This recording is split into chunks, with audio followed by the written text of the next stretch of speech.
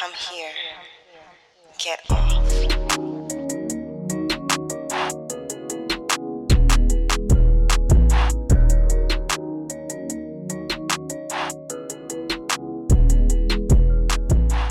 Hey, good people, before we get started, just a quick content warning. There may be some talk of trauma and self-harm, so just be prepared and take care of yourselves. Here we go. So today we are talking to Tia Williams, pronouns she and her. Tia has a 15-year career as a beauty editor for magazines including Elle, Glamour, and Essence. In 2004, she pioneered the beauty blog industry with Shake Your Beauty. Yes, you did. She wrote the best-selling novel, The Accidental Diva, and penned 2 YA novels, It Chicks and 16 Candles. Her award-winning novel, The Perfect Find, will be adapted into a Netflix film starring Gabrielle Union. Tia is currently an editorial director at Estee Lauder Companies and lives with her daughter and husband in Brooklyn. Hey, Tia. Hi. I'm so excited to be here. Yay! Thank We're you happy to for have you joining on. us. I finished the book last night, and it was a lot in a good way. It was in the very best way. Yeah, I love to hear that. Yeah, it took me through all of the feels. So, thank you. We're gonna talk about your book, but once we hang up, I'm gonna talk about it with the spoilers because I got some questions. Right. Yeah, we try not to spoil too much because we want folks to pick it up. So yeah, but right. A beautiful book. Okay, so what did little Tia want to be when she was growing up? A writer. There was no other option ever. Right. Just a little reminder.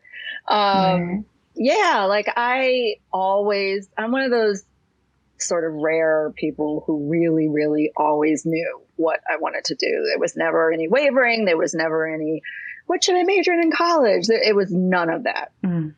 I was writing mini novels in my mom's steno pads when I was 7 with about the author sections. Like I would write Tia Williams, 7, It's probably the youngest writer you've ever heard of. I've always known I wanted to do that. And when I was in college, I went to UVA and I graduated in 1997. And I knew that I wanted to move to New York to do 2 things. Because the other thing that I've been really interested in always is beauty and fashion. So I wanted to move to New York to become a fashion magazine editor. But at the same time, I wanted to be a novelist. Mm. And so 2 weeks after I graduated from UVA, I moved to Brooklyn. And this is 3 months after Biggie died, and I'm living on St. James between, Fulton and Green. You got where stories. He's from. Yeah, I have some stories, and it is a very different neighborhood now. But then I was like, wow, coming from the suburbs of Virginia, I was like, oh, this is what we're doing. Okay. And I was very green. And I started working at YM magazine and then Elle, Glamour, all these fashion magazines. And I wrote my first novel 2 years later. So my whole career, I've been a beauty writer and then also a novelist. All right. Per plan, because I'm very type A. Well, that's good. I mean, you're showing, you ask most young people what they want to be, and they're like, I want to garden and also win an Oscar and be an astronaut. Dance. So you have that's literally my combined it and showed us that it can happen. What inspires you? Who or what inspires you to write?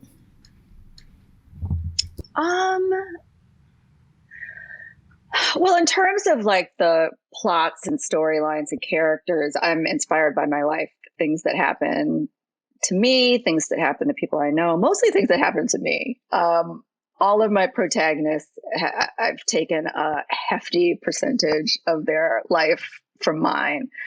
But I think in terms of media and art that inspires me to write, this is very weird, but Stephen King has always been a huge inspiration of mine just because of I'm a huge horror buff and he's one of my favorite novelists. And it's just because of the structure of his books. I mean, it's like a great American storyteller. Like they're just, no matter, it happens to be in a genre, but his books are like, you know, a masterclass on how to grab an audience quick and keep them there, and you know, have a little cliffhanger at the end of every chapter, and, you know, so I learned how to write fiction from reading Stephen King, which is always a thing that people think is odd because.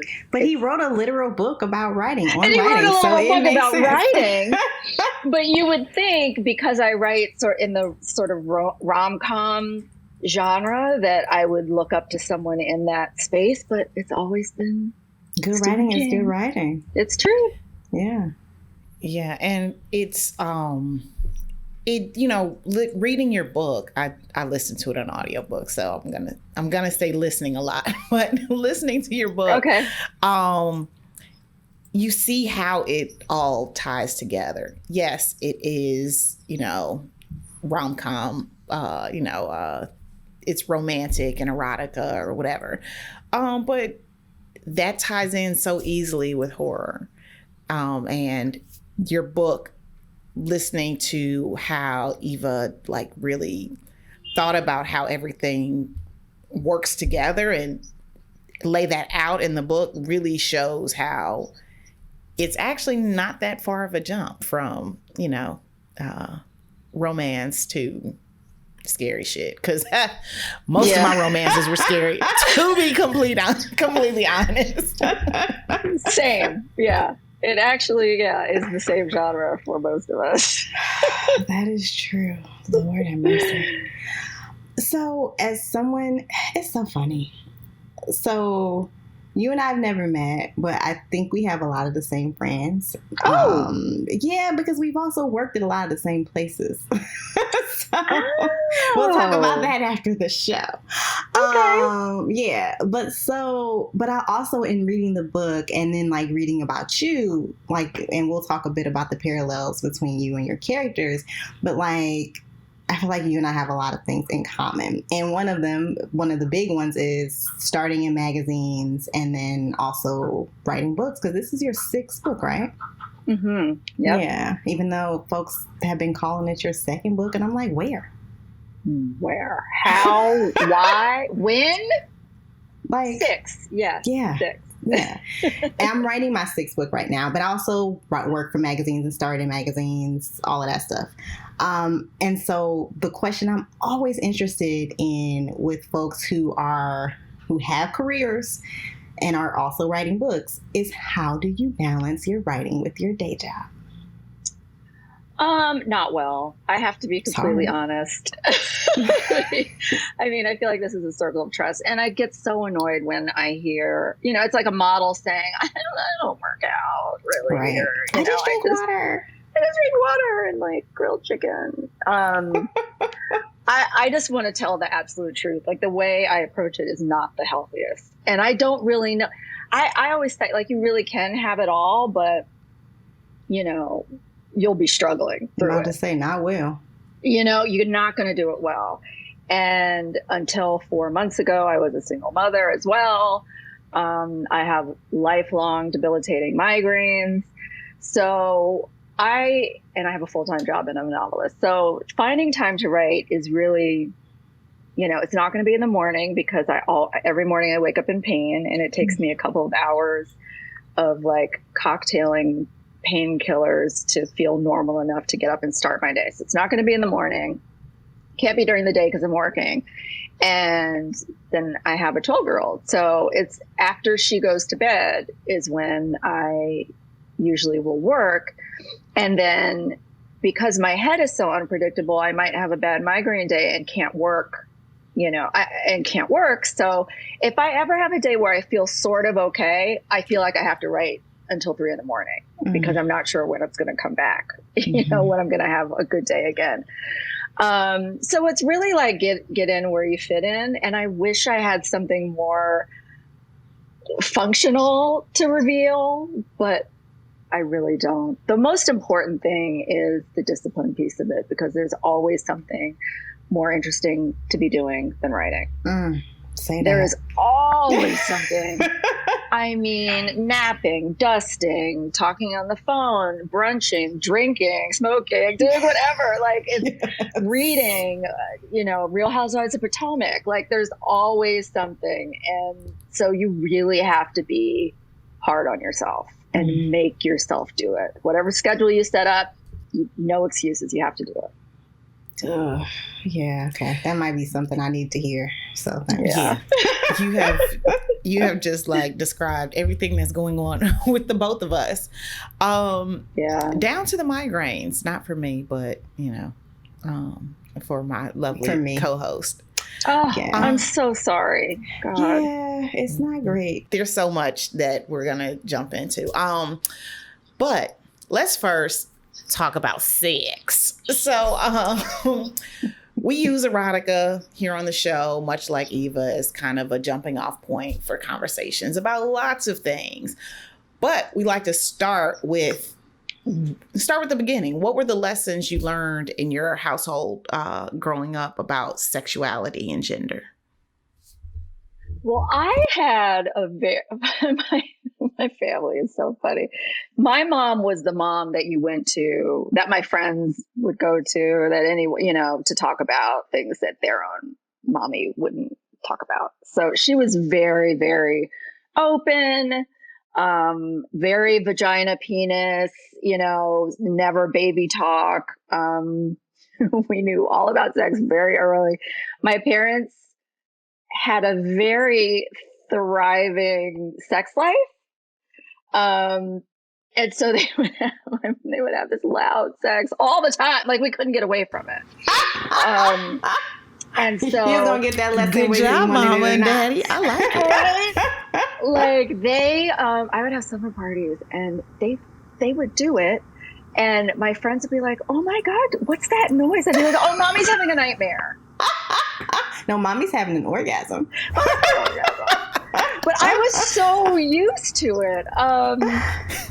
Even so, like, it was just, my mom would be topless. Like, they were 70s kids, like they were 60s, 70s hippie-ish kind of, vibe. So nothing was really off limits. My father got a vasectomy when we were in elementary school. And things were discussed so, candidly at my house. My little sister went outside of the playground. My mom heard her through the window. Outside, our playground was right outside the house. And she was like, "My daddy got his dick cut off this morning." Oh, no. And when she came back, my mom fussed at her for saying dick. My dad was like, "How about discussing my..." Right. That I was not catching shit on the playground. Like, dick isn't the problem. So that's the house I grew up in. Sex was very normalized. And because it was always it never felt like something that was taboo or weird, none of us did it till we were in college. Because it didn't seem... we knew about it. It didn't seem like something, a rebellion or anything like that. It was like some preacher's kids. Exactly. Yeah. So it wasn't this mystery that we needed to figure out. Yeah, no. So yeah, it was a really, really healthy introduction to sex by, my family. Do you think that impacts the way that you write about sex now? I think so, but just because I'm really frank about it. I don't think... everybody does it. Everybody does it. It's like pooping and eating. It's the same thing. Well, not the same thing. But it just doesn't seem... Like I said, it just never seemed taboo to me. And so... Also, my mom was a big romance novel person. And so... my sisters and I would sneak her romance novels when we were growing up, and they would always fall open to the sex scenes because obviously those were the ones that she was reading the most of. That was most used. Right. And so, I just absorbed them, and I knew how they were supposed to go. yeah, so I couldn't wait to grow up and write my own.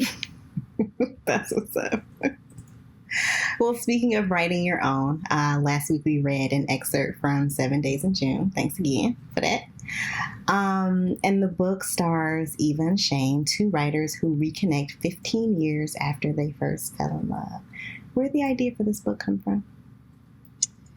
So I love a second chance romance. And honestly, I was watching Romeo and Juliet with Leonardo DiCaprio in Third Age. Yeah. And I got to the end, and I just, as if this was my first time watching Romeo and Juliet or knowing anything about Romeo and Juliet. I was an English major. But for the first time ever, I had this thought, what if they hadn't died? Like, what if these, like, you know, lust-fueled, wild-ass teenagers went their separate ways, like had this moment together and then went their separate ways and then found each other again as adults. Like, do soulmates have an expiration date? And so that's like kind of where I started with 7 Days in June. Like, does true love expire? And in Eva and Shane's case, it did not. Yeah, that's what's up. I always remember just thinking that they were stupid, Romeo and Juliet, as a kid. They were. They were. But we don't, our frontal lobes aren't developed when we're teenagers. Right. So, they were 15. You do dumb shit. Oh my gosh. I was in poison. And I was just on Instagram or something, and they were some gossip page, and they were talking about how this kid, the son of a famous person, is like dating some young kid, and they're like 19, 20, and it's like, I'll love you forever. And I'm like, you won't even know her fucking middle name in 3 weeks. Like, what are you talking? Probably don't know it now. Sir, no, but bless. Like, have a good time. Yes, have fun. Y'all doing the rich kid shit, but don't. Let's not quite say that. Right, but don't you always think that at that age? And that's what was interesting to me is like, even Shane, you know, they really felt like they had found each other's soulmate when they were teenagers. And so I wanted to see when they met each other as adults, like, I wanted them to find out whether or not it was real. Like, was it just like a teenage hallucination? Was it just hormones and madness, or was it real? And in some cases, I think it is. Yeah. Did you have a teenage soulmate? No. Me neither. No. I mean, that was so quick. Definitely not like any love situations. I certainly thought, I mean, like, you know, when you're a teenager, you have a boyfriend for the duration of a party. Yes. Like, I met this boy at this house party. We go together hard. Like, Jodeci was like the whole thing. And then we never see each other again. But that was my man. I'm aging myself. Not at all. But no, I had like some like lusty relationships that I thought was love, but I was an idiot. Like, I didn't know anything about myself or boys or men or anything that would lend itself to a true love situation, I think. Yeah, that's reasonable. So we learned fairly early in the book, I don't think this is giving anything away, that Eva and Shane are writing about each other in some really key ways. And it made us wonder about who you write about. What characters are based on folks? I know, like, in some ways that Eva is based on you. And can we talk a bit about the folks who have crept in? Yeah, I mean, yes, Eva, the skeleton of Eva, it's definitely me. I mean, I got married in December, but before that, I was a single mom for a long time, divorced, Creole mom with Louisiana roots, chronic migraines, Black writer in Brooklyn. So we had, you know, quite a lot, you know, write sex scenes for a living. So yeah, we had a lot in common. Her very traumatic past and her relationship with her mom and all of that is totally made up. But Shane was the first male character that truly came from my head, because I usually, with The Accidental Diva and The Perfect Fine, which are my other two adult books, other than that I wrote YA, those were based on relationships I had just had that didn't work out. And so it was me as therapy rewriting it in fiction so that it did work out. Word. And, it takes its own life once you start writing it, but those came from the kernel of truth, the fact that I had a relationship that sort of mirrored that. But this one, Shane really came out of nowhere. He was like a composite of all of the sexy, grouchy writer boys I've known. And then about halfway through, I met my now husband. I swiped on him. And yes, so there is hope.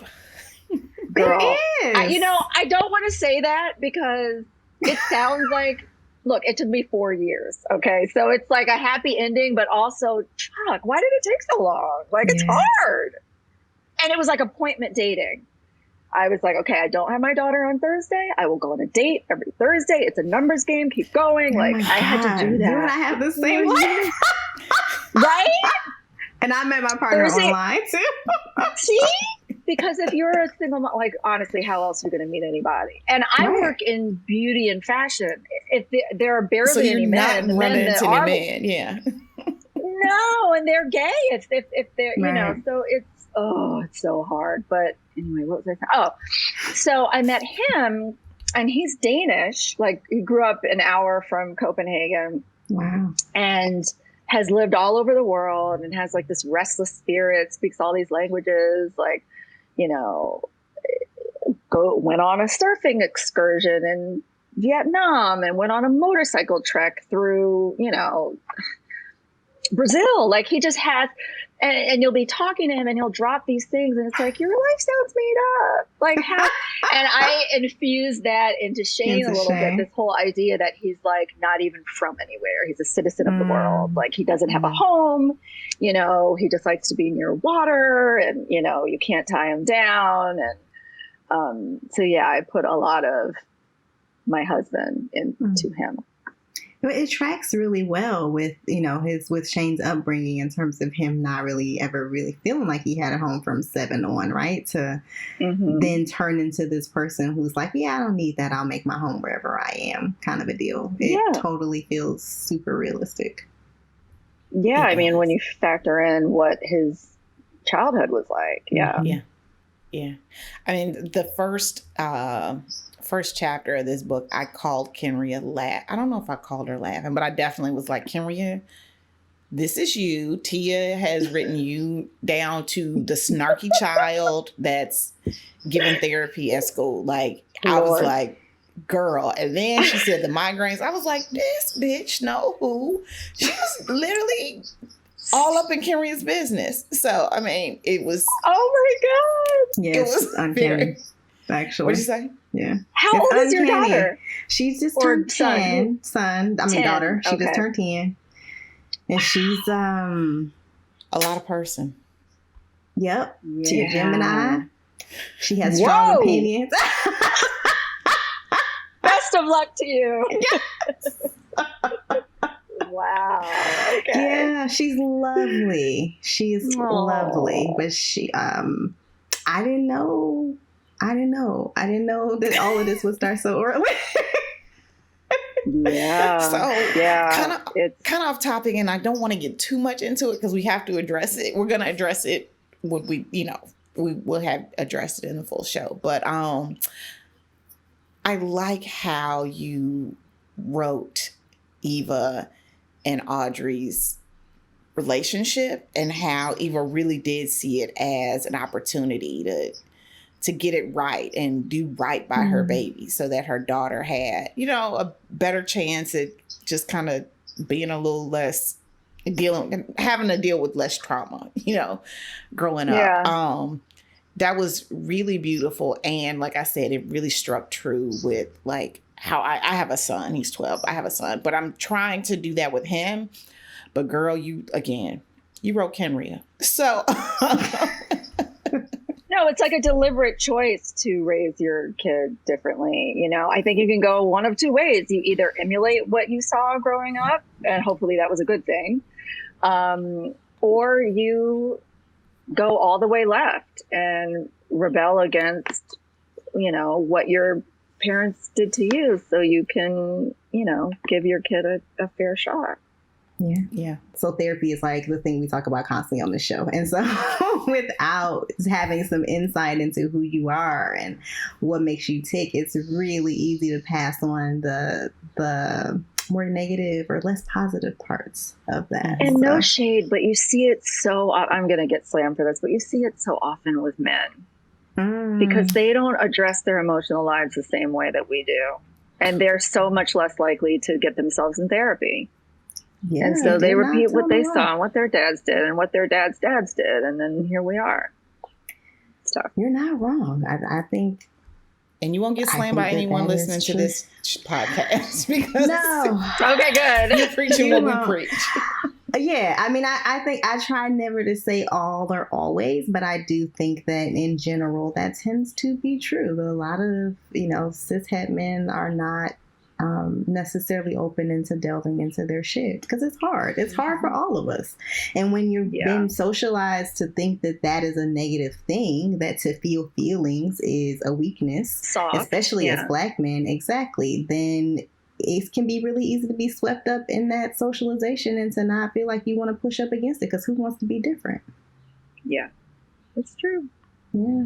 Yep. So then we get repeated patterns and intergenerational trauma. Itself. Mm-hmm. So, yeah. So you talk about invisible disabilities. I don't know why I did air quotes, but you talk about invisible disabilities in this book, and it was notable. It was definitely something different, and it was good to see in the sense of like, this is something she's dealing with, but it's a part of her. It's not all that she is. And this is how she manages it. Why did you opt to tackle this? Well, I've had this since I was 9. It's an intractable migraine diagnosis, which means that it's incurable, and things work for me for a couple of months and maybe, you know, a year, and then they stop working and no one can figure it out. I've been everywhere, and it's been like the defining issue of my life.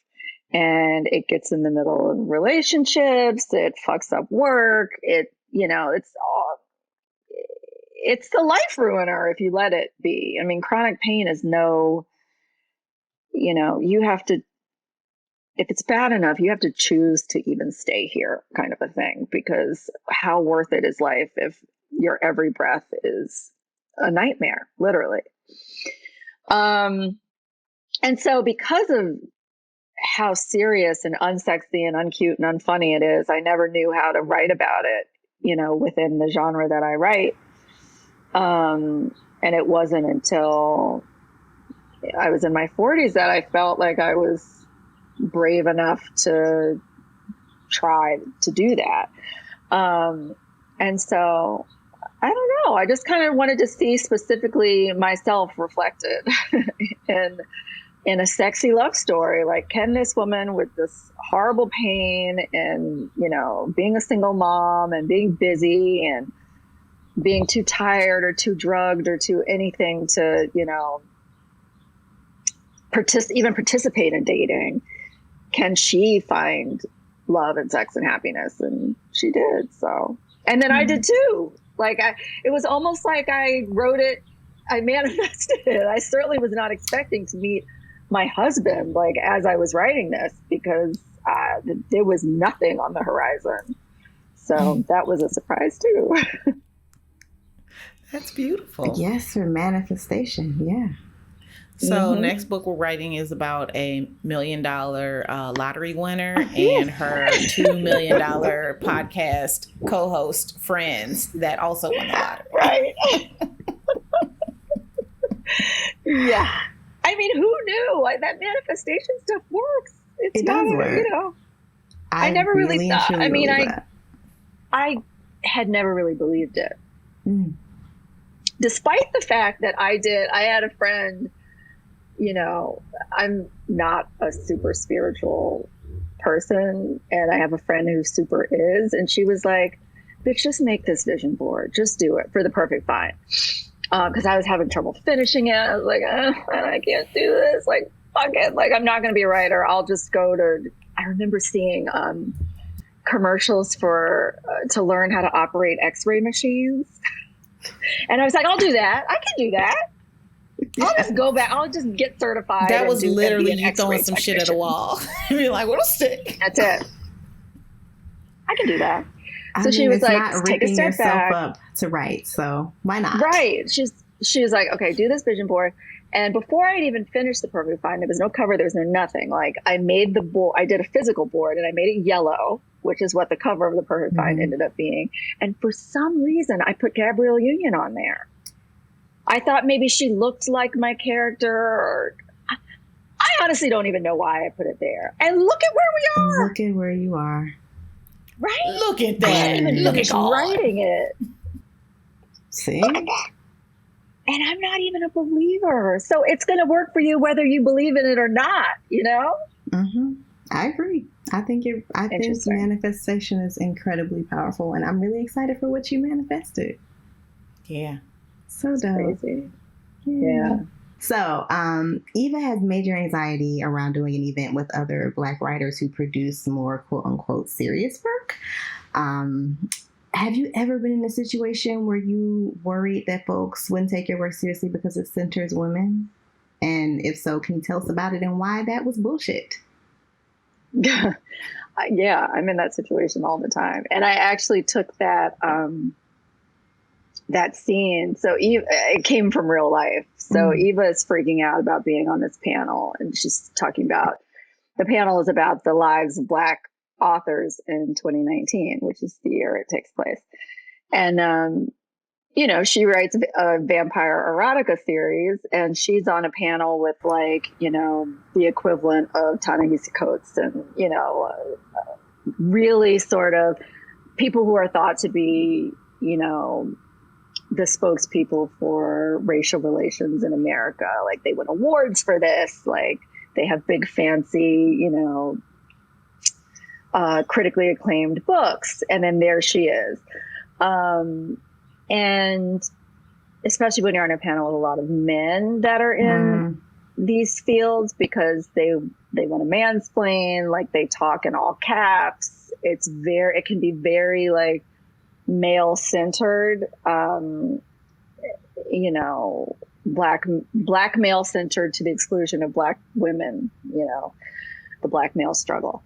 But yeah, I definitely, I've never really been included in a conversation about, no, let me not say that, because I don't want to sound like I'm pouting or anything. But you don't sound like you're pouting. I think, well, anyway, go ahead. I just think that because romance and erotica and love stories are beloved by women, they aren't taken as seriously. I mean, historically, any sort of, like, media that is woman centered is thought to be silly. It's like the Beatles were a boy band that girls loved and were a joke until guys discovered them. Like, it's that kind of a thing. Like, it's men don't read it, so it's not serious. Men don't have migraines, so we don't have a cure. You know, like, men don't have babies, so the question of, you know, whether or not abortion is a natural right, you know, is still a question. So yeah, like, it has never been taken seriously, and it is total bullshit. And it's because, you know, like everything else, the book industry is a patriarchal system. Like, we're not gonna, you know, a love story will not win the National Book Award.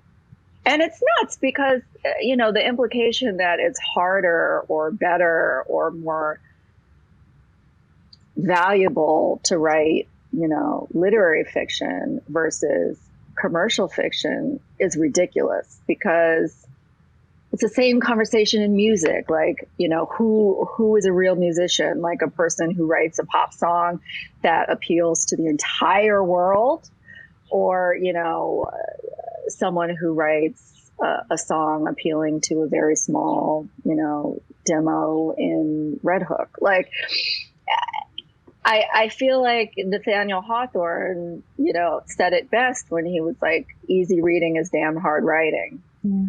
To write something that's so widely appealing, that so many people can grasp and feel good about, is really, really difficult, I have to say.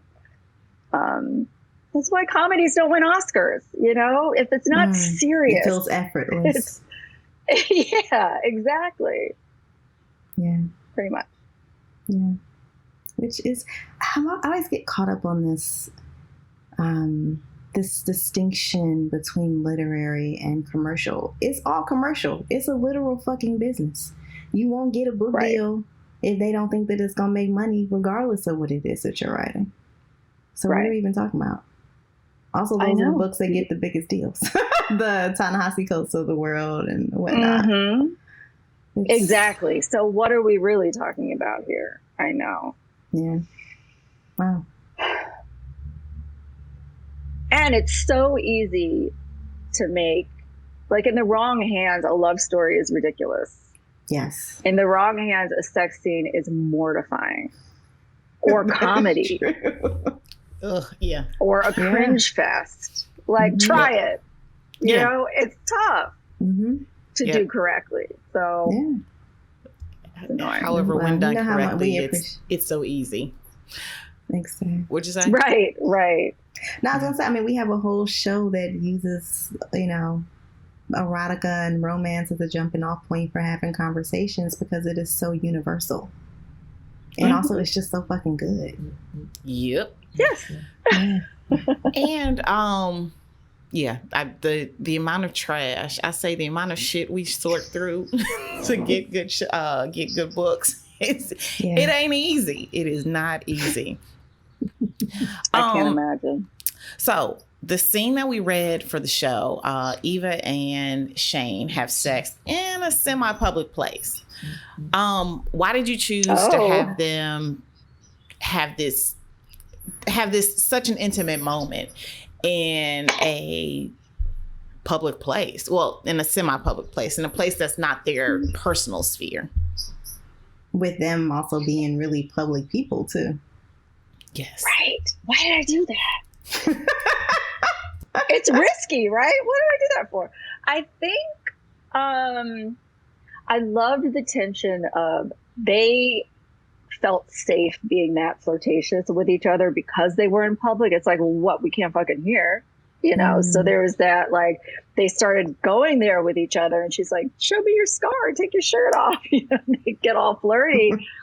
And it felt like, okay, it can't go further than that. So we're saying, but then sort of their passion and their feeling and their energy took them past that boundary. And to me, that's always really sexy when all signs point to this is ridiculous, but then you just can't help it. And that's what was happening there. It's also funny because if you think of it in real life, especially, you know, now that we're in COVID times, the idea of fucking in a public space, the idea of going there, touching anything, breathing, and that whole situation, I'm just like, oh my God, like it can't happen again. I was like, so we just, and that was real. fantasy. Yes, it's truly fantasy. We supposed to just trust that y'all really wash these blankets and these pillows. Y'all didn't just push and pull them back out and give them to somebody else. Spray some Febreze on that joint. And where is your mask? Like, it's just too much. But that was a real thing. I was working in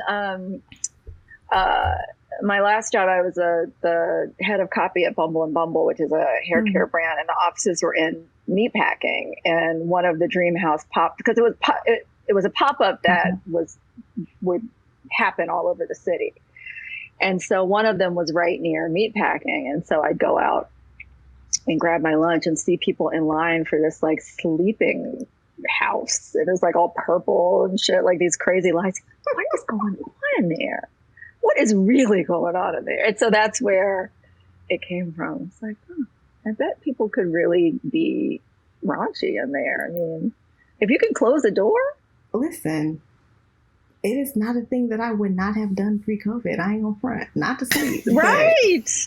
I can see myself getting caught up in that space. Right. And all the lights and everything. Yeah. It's like, if you Google it and look it up, like, it's really trippy. I don't know. But yeah. So it was like the idea that they couldn't not do it. It didn't matter where they were. Mm-hmm. That's what's up. So, as we were talking about a little bit earlier, Perfect Find is in development at Netflix, which is dope, and it's starting filming this month, right? Yes, yeah. The director Numa Perrier was just in town doing location scouting. Of course, this was all supposed to happen before, but like it was held up because of the pandemic. So I'm so excited that it's all happening now. Yes, it's surreal. Then, I would imagine. And then to have that on top of the fact that it was just announced that 7 Days in June is also being adapted, which is fucking dope. Congratulations, Joe. Thank you. Yes, congratulations. It's crazy. Thank you. I'm over the moon. That's what's up. Well, so reading that news, of course, made us think about the combo that Ava had with the director. Who wanted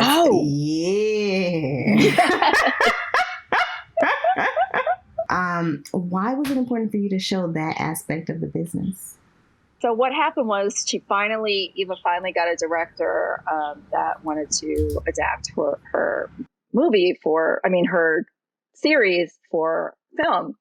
And so Eva writes vampire erotica. So, and her two main characters, it's a vampire guy and a witch woman. And so the director's point was that they're already other, like they're not like real people, right? That's a vampire and a witch. So why would we make them other and have them be Black on top of that? And Eva's whole point is, well, because they are. Like, why can't, who decides what race, speculative fiction characters are? Like, they're not even real. It's fantasy. That shit. Right. Exactly. Like, and so the director says, that's like trying to sell a movie about a Taiwanese unicorn and a, African mermaid. And he was like, I would watch that. Right. Let's make that movie. Yeah. And I wanted to kind of comment on that because, as Black writers, filmmakers, whatever, we're always put in a very specific category of what we can be and what we can do. Like, J.K. Rowling added a Black kid to Hogwarts because people were mad, but she had never thought of it, we can be magicians and unicorns and aliens and everything. Like, why is white the default? Right. And then, she had to make a choice. Like, how badly do I want to get this movie made? Like, am I going to compromise everything I stand for? Because, I feel like every Black writer, is doing revolutionary work from their own chair, Mm-hmm. And Eva's brand of it was writing about a Black vampire and a Black witch in love in a total fantasy world. And you don't see that every day. And putting us in places where we're not, quote unquote, allowed to be is a revolutionary act. And so having to lose that and whitewash that to make it a movie would have, hurt her soul. So it was a big conundrum for her. So, what does the process of developing your work for a streamer look like for you as like the author and executive producer? And What's your dream cast? So I don't really know what it's going to entail yet, because I'm not executive producer for The Perfect Find. So this will be my first time in this role. For The Perfect Find, it was very much, oh, I'm scared of Hollywood. I don't know how to write a script. I don't know. Take it. Like, be good to my baby. So This is my first time doing any of this. So we shall see how it goes. I'm talking to some of my friends who have had their books developed into film or TV, and they've been very involved. So I'm hoping to get some mentorship.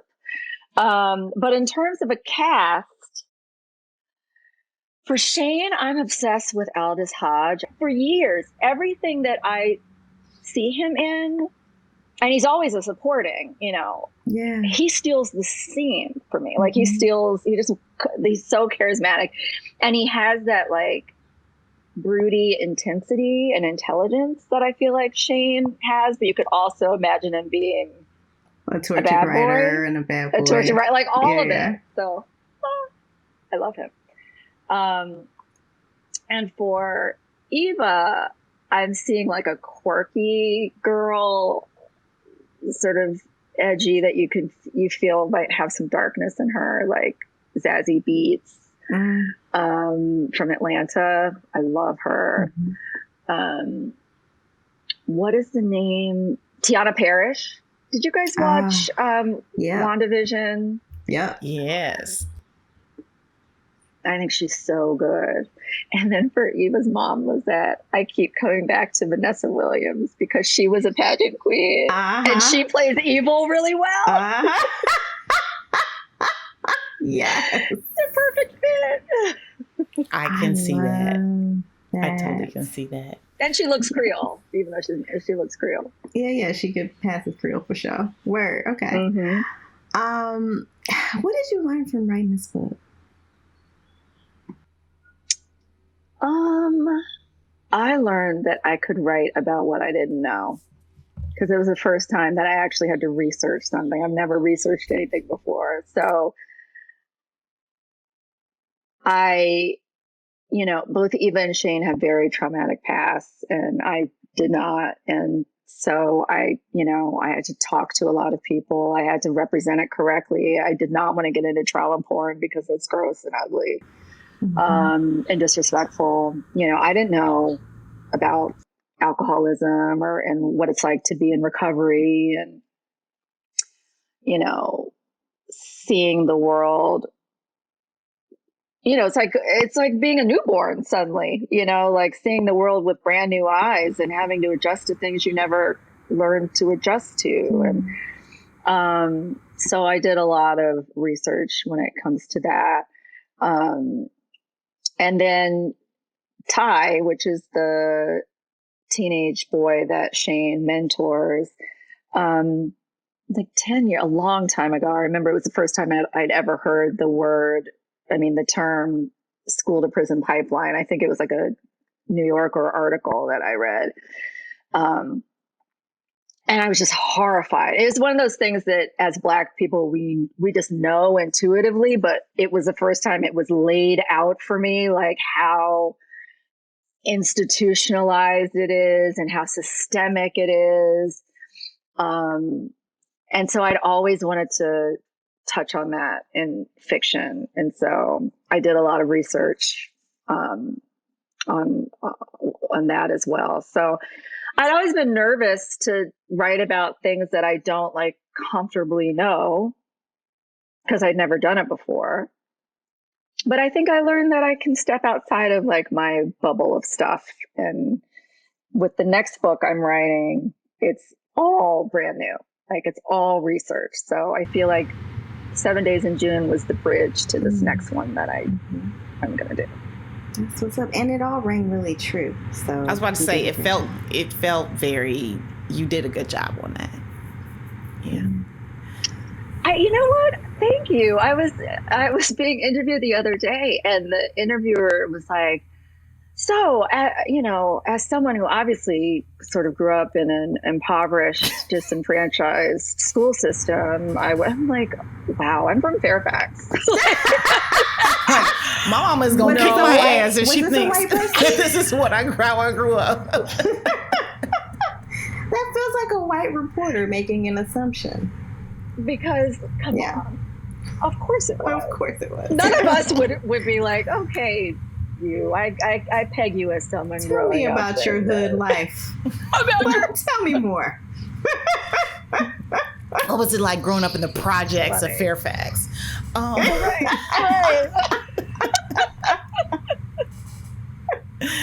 So funny.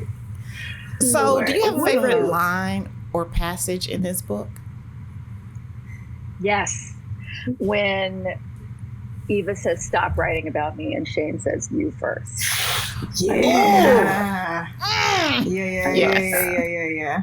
I read that in the middle of the night. I couldn't sleep, and I was like, fuck it, let's read. And I was like, oh, okay. Yeah. I love that. And it just shows that they're like, combative, and that they've also secretly been like one-upping each other this whole time without ever actually communicating. Yo, I love it. And then like how you like reveal the little bits of things. I don't want to say too much because I don't want to. But like, you did that. It was snaps. Word. Oh, okay, thanks, so guys. Yeah. One of the things that I noticed the most, one of the things that stand out about this book is that both Shane and Eva were in very adult situations as young people. So we're going to lighten this up, and we're going to play a little game called I Ain't Had No Business Doing That. It's a short game. So I'm going to throw out a category, and you're going to tell me what you had no business doing. For example, as a 6-year-old, I had no business singing Karen White's Superwoman like my husband said that the juice used to be so sweet, but it's now sour. So Listen, we used to sing that I'm song. not your Superwoman. Exactly. All of it. So, Tia, you put breakfast on the table. What did you have no business watching? It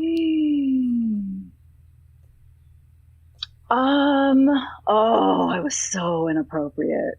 I had no business watching Body and Soul, which is a deep cut.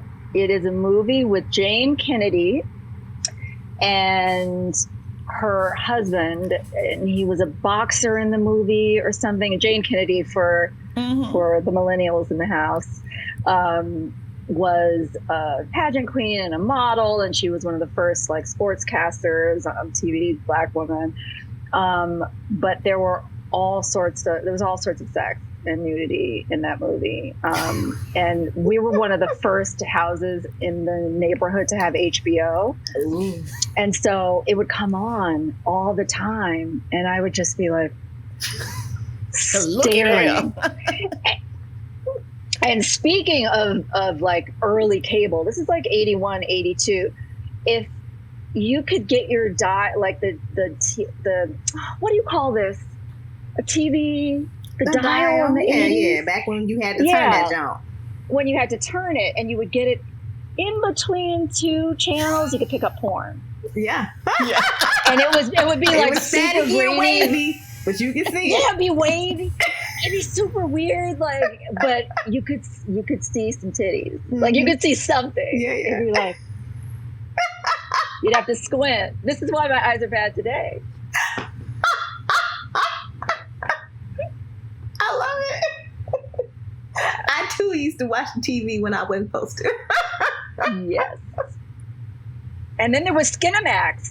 Cinemax after midnight would show softcore porn. Yeah. After dark, yeah. They don't do that anymore. Yeah, I was definitely. And then we got real sex. Yeah, I was definitely real sex. Watching that. Real sex. Yeah. Important. Yes. It was great. Groundbreaking. Cultural. I too was watching. Absolutely. soft porn as a child. Okay. I had no business reading.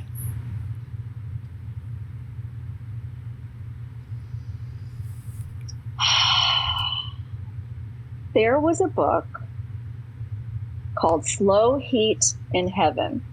Let me run that back to you. Slow Heat in Heaven by Sandra Brown. Wow. I have to say again, my mom was a major romance lady, and this one was on top of her pile in the bathroom.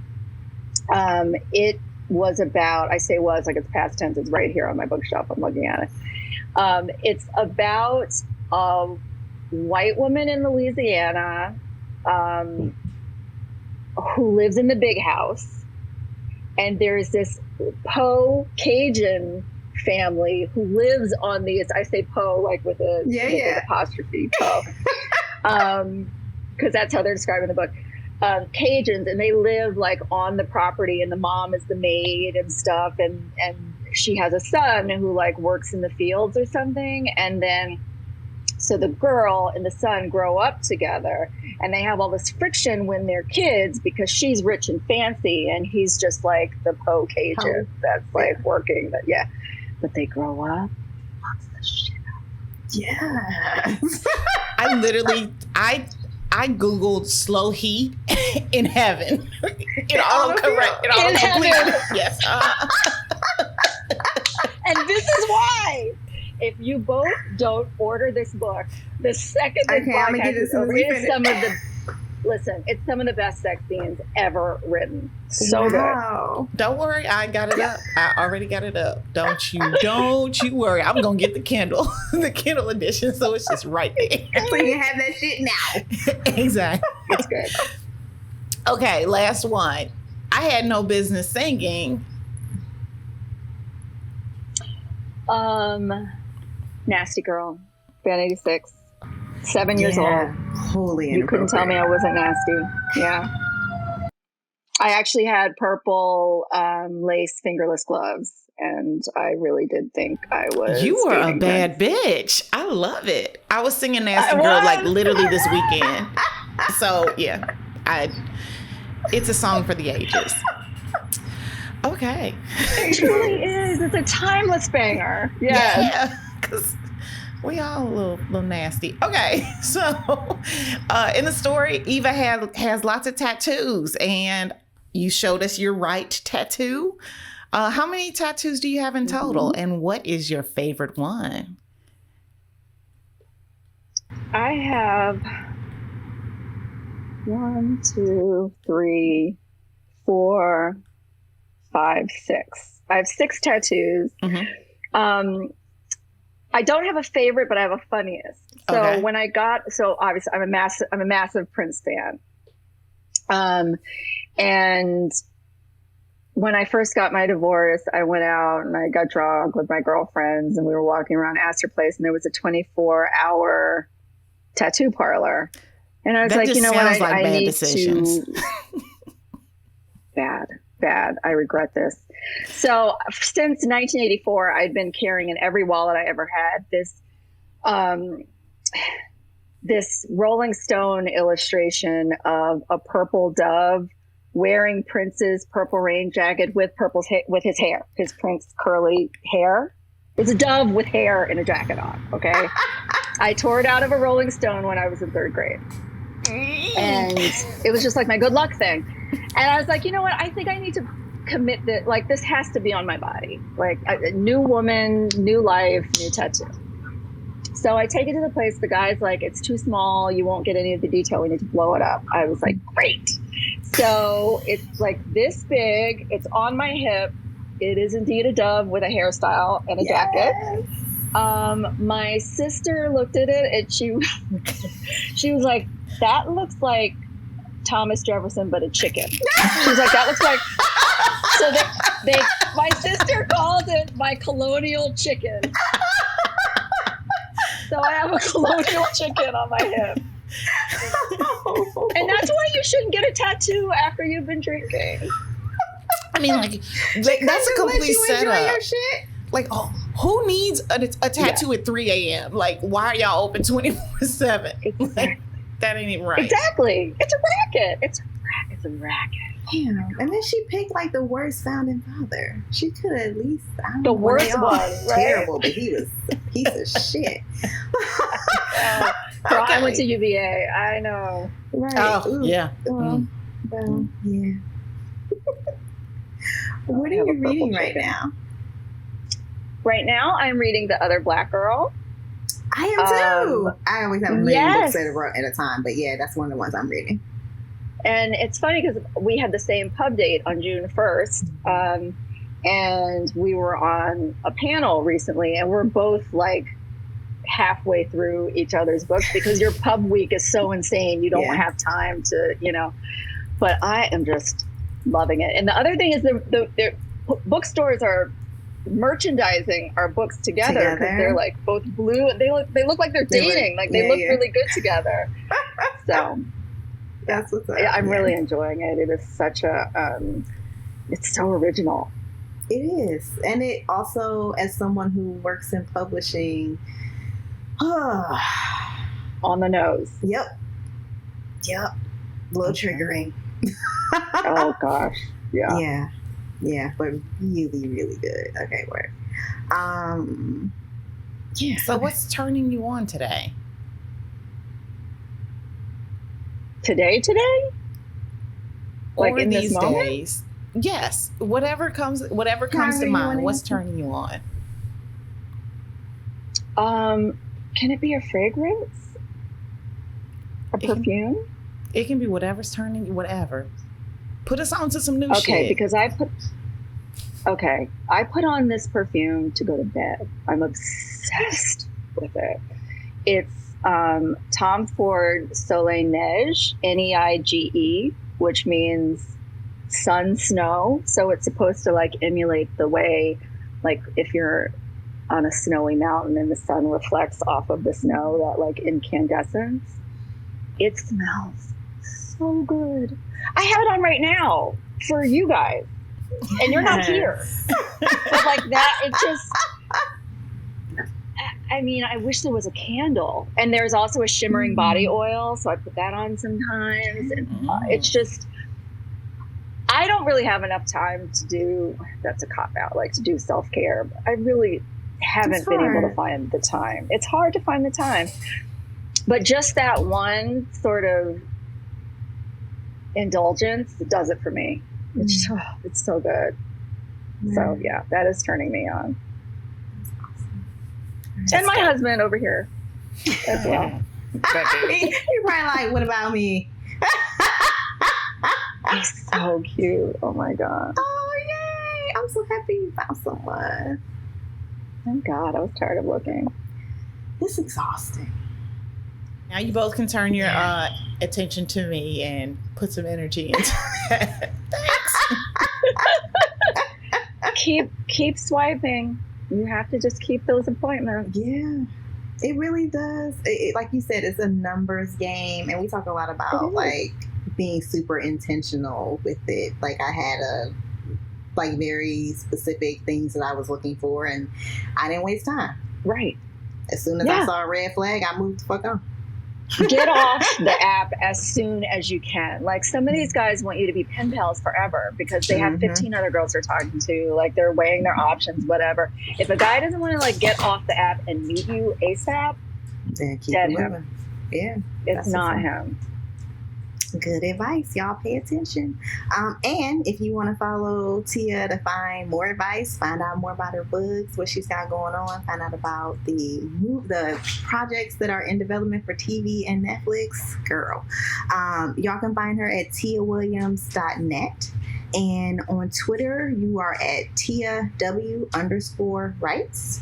And on Instagram, you're at Tia Williams Writes. Got it? That's good. Yes. Awesome. Thank you so much for coming on today. Thank you. It was my pleasure. You girls are fantastic. I wish we all lived in the same place so we could have coffee. Next time you're down here, holla at us. Yes. Yeah. We here. I would love that. Word. Well, thank you for coming on, and thank all of you for joining us this week. And we'll see y'all next week. Take care. This episode was produced by us, Kenrya and Erica, and edited by Ballistic. The theme music is from Brazy. Hit subscribe right now in your favorite podcast app and at youtube.com/The Turn On Podcast so you'll never miss an episode. Then follow us on Twitter at The Turn On Pod and Instagram at The Turn On Podcast. And you can find links to books, transcripts, guest info, what's turning us on, and other fun stuff at theturnonpodcast.com. And don't forget to email us at theturnonpodcast@gmail.com with your book recommendations and your pressing sex and related questions. And you can support the show by leaving us a 5-star review, buying some merch, or becoming a patron of the show. Just head to theturnonpodcast.com to make that happen. Thanks for listening, and we'll see you soon. Holla.